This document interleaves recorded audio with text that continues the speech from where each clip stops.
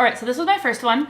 This was the one in Fiesta colors. I really like her, and she kind of reminds me of Katara, if Katara sort of let herself go a little bit.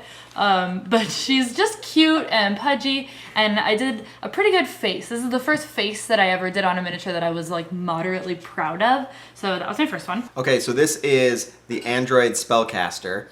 You can see he has beautiful metal skin coverings, and he has no emotions, but he's trying to find the spell that will give him emotions so he understands humanity.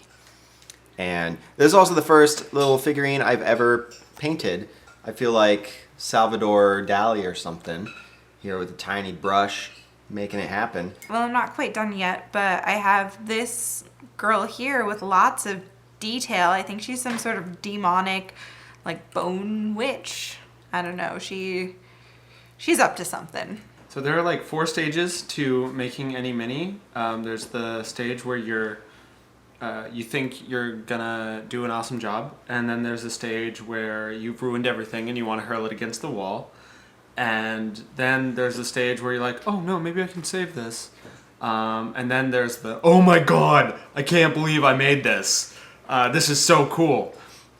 I'm somewhere between stages 2 and 3 on this one. So I did this guy first, and he took me most of the night because I got a little bit too detailed with some of the shading and the gradients and everything. But I don't know, he was kind of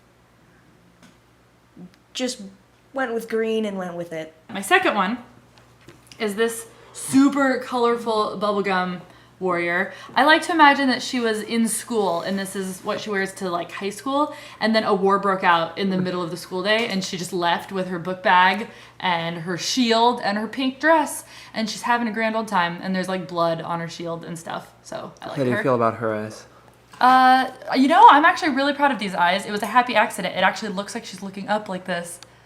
And I don't know how I did that, but I like it. This was the first guy I picked out. I wanted to pick out something for my barbarian I was going to play, but I decided to instead do the Hugginator. Looks like he's coming in for a bro hug.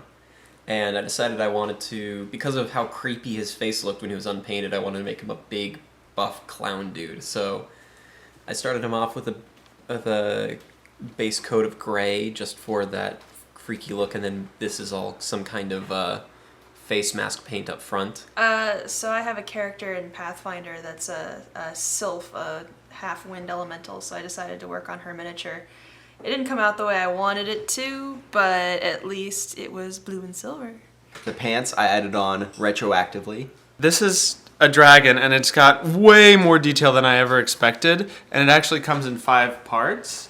So I took its head off and its arm, and then both of its wings.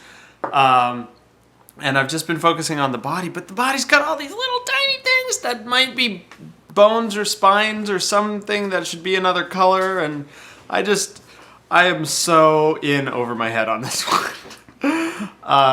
But yeah, we'll get through it. It's just gonna take a lot longer than I initially expected. I have right here my Ford Fiesta colored Valkyrie, and she's about to go into battle. And she's wearing her favorite battle outfit.